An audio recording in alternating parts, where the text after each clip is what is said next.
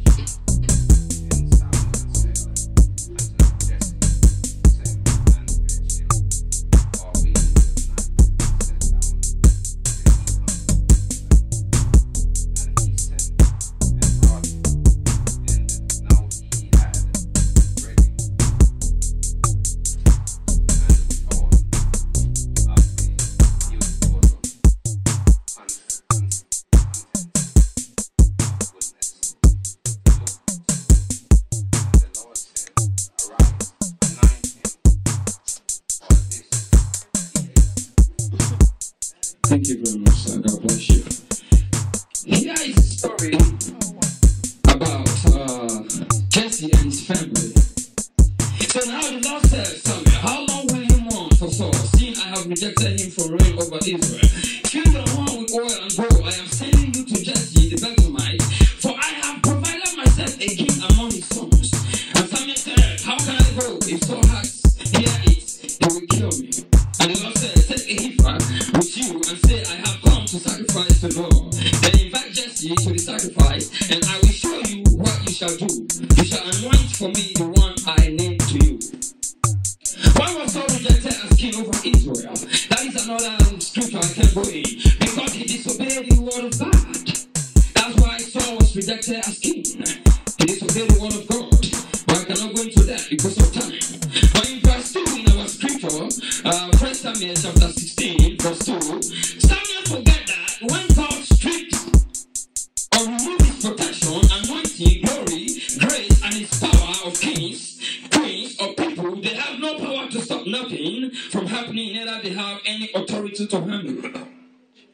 So shall the enemies be stripped of their life, of their ungodly powers, to let you, your family, your children go and tap into God's blessing. What is a heifer? A young cow before she had a fresh baby. In Judaism, it's a heifer that is sacrificed, to whose ashes, so that the ashes are used for ritual purification. In verse 3 in this chapter, the Lord told Samuel to anoint the one that he, the Lord, has chosen, not what man has chosen. And we find out the reason why he said the one he has chosen.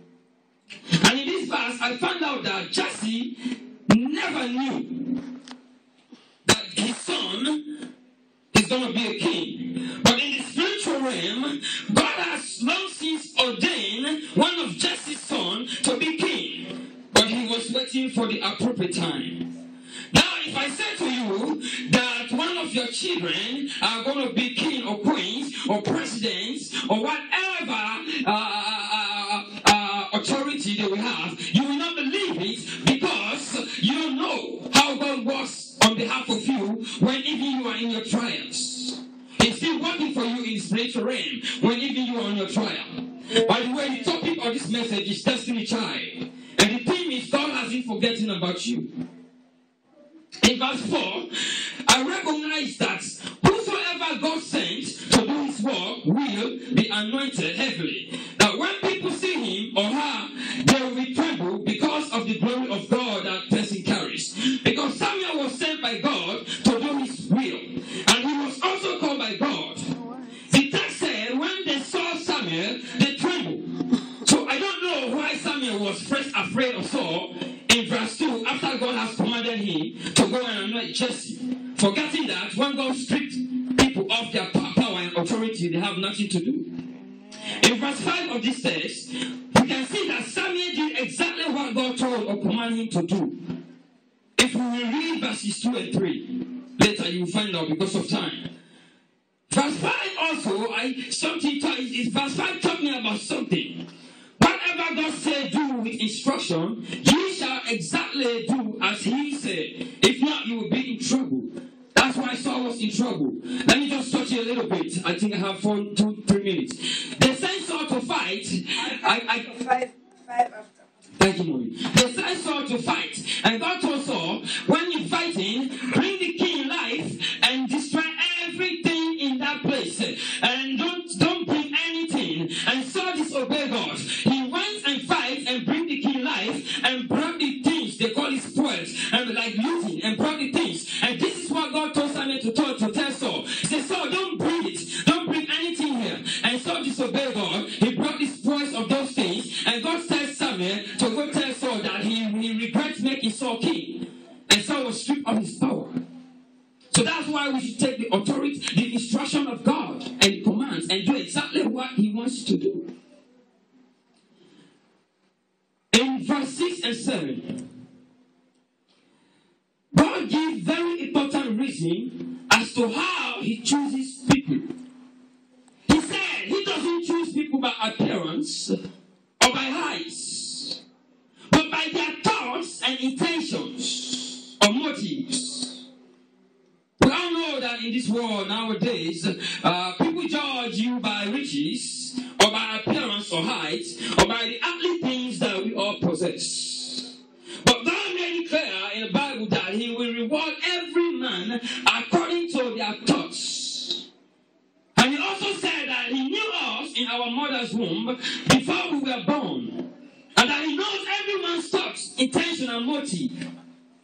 So I recommend to myself and to everybody here today that we honestly have to search our thoughts, minds, and hearts as of what reason we come to church for. Do we come to church just because we want to hear good news? Or for men and women? Or for riches? Or we come to church because God is the God that made you, give you breath of life. He can take it away today. Nothing, you cannot question Him. Is that the reason why we come to church? Or we come to church for our garments? In verses 8 to 10, it's very much interesting here. Verses 8 to 10, you will read it. It's interesting. And those of you coming now, the topic is Destiny Child, and the theme is God hasn't forgotten about you. With all your problems, with all your situation, with all your sickness, with all your trials and tribulation, with all what you're going through, He hasn't forgotten about you. And I will let you know pretty soon. He will let you know pretty soon, not me. Within 5 minutes, He will let you know.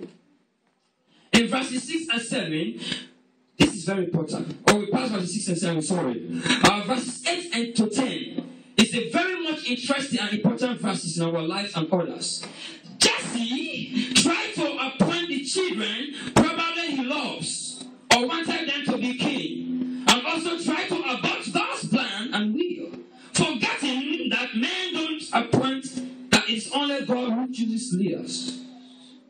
We see in verses 8 and 10 where when Samuel went and as soon as Samuel saw the big guy, Jesse's first son, standing like a giant, he said, oh, this is for sure, this is the one that God has appointed. And God told him, no, Samuel, I don't look by stature, I don't look by height, but I look by thoughts and intentions and motives, the inward parts, not the outside part, how I'm dressed. No, he don't look like that. So Samuel was trying to abort God's plan, even when God had ordered him to choose the one he wanted. And Jesse was trying to abort God's plan either. To choose his first son to David. David came when Samuel told his dad, he said, all these 7 sons you have chosen, these are not the kings for Israel. He said, is there any young child of yours? Then Jesse answered. He said, yes, but. Say yes, but. He's in the field looking after the sheep. So that's why I say the topic here is Destiny Child, and the theme here is God hasn't forgotten about you. Here is David looking after the sheep. He doesn't even know that he's a king. He doesn't know that there is an event going on for him to become a king. His daddy showing up all these 7 children to be king, not considering David, not calling David. So I want you to know today, I've come, God has sent me, through by the Holy Spirit, for you to know that you are not forgotten. Even in your situation, even in your problems, even in your sickness, even in your trials and tribulation, He loves you more than you do yourself. Or more than I do. Thank you, sister. I highlight it. It's very important. God hasn't forgotten nobody. David never knew.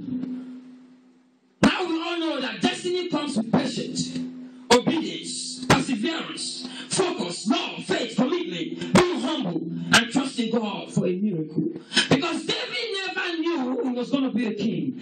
I have 1 minute, I'll be done. David never knew he was going to be a king. A poor little shepherd boy is looking after the shepherd, and events is going on about him to be a king. His daddy is trying to show the 7 children to Samuel to be anointed to be king, but David sitting down there, his daddy cannot even call his name or measure his name.